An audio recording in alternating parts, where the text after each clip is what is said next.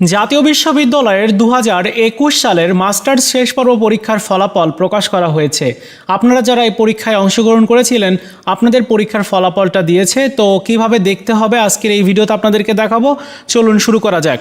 দেখুন, ফলাফল এখানে বলা হয়েছে যে রাত 8টার দিকে প্রকাশ করা হবে এবং প্রকাশিত ফলাফল দেখার জন্য আপনাকে এই যে ওয়েবসাইট রয়েছে এই ওয়েবসাইটে যেতে হবে।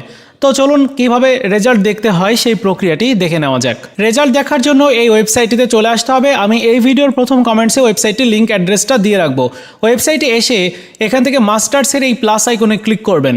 এরপরে মাস্টার্স ফাইনাল এটার উপরে ক্লিক করবেন।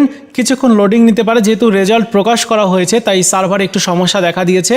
এরপর ইন্ডিভিজুয়ালি রেজাল্ট সিলেক্ট করতে হবে এবং রোল নাম্বার দিতে হবে। অবশ্যই রোল নাম্বার দিতেই হবে, অপশনাল বলা হয়েছে।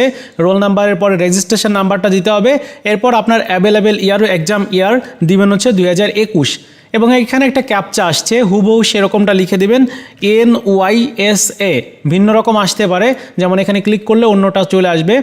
তো আপনার ক্ষেত্রে ভিন্ন রকম আসবে, যেটা আসবে ওই রকমভাবে লিখে দিবেন। এরপর সার্চ রেজাল্টে ক্লিক করবেন, তাহলে দেখবেন যে আপনি আপনার রেজাল্ট পেয়ে যাচ্ছেন। একদম মার্কশিট সহ আপনার রেজাল্ট আপনি দেখতে পারবেন। তো এভাবে ওয়েবসাইট থেকে ফলাফল দেখা যাবে, এখনও দেখা যাচ্ছে, আপনারা চেক করে দেখতে পারেন। আর ওয়েবসাইট থেকে ফলাফল দেখা না গেলে সেক্ষেত্রে SMS আপনি ফলাফল দেখতে পারবেন। কিভাবে? মোবাইলের মেসেজ অপশনে যেতে হবে, টাইপ করতে হবে ANU স্পেস MF স্পেস, তারপর আপনার মাস্টার্সের রোল নাম্বার দিতে হবে।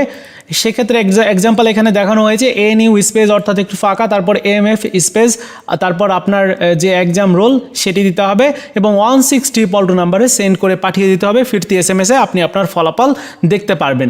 তো এই হচ্ছে ফলাফল দেখার দুইটা পদ্ধতি। এখন ফলাফল দিয়েছে, আপনারা চেক করে দেখেন। এই ছিল আজকের মতো ভিডিও। দেখা হচ্ছে নতুন ভিডিওতে। ভালো থাকুন সবাই, ধন্যবাদ।